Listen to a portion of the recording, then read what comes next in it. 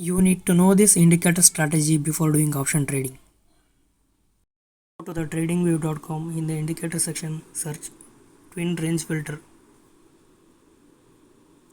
Add one more indicator, market bias.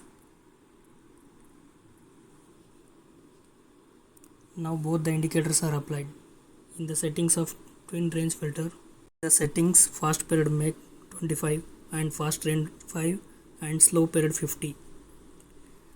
When the market bias indicator is in green and the twin range filter indicator gives you the long, buy the call.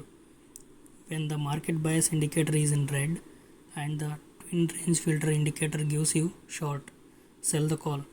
Before applying it to the real money trading, do backtest the indicator, do paper trade, minimize the stop loss and gain more profits. At the last, don't forget to follow the page.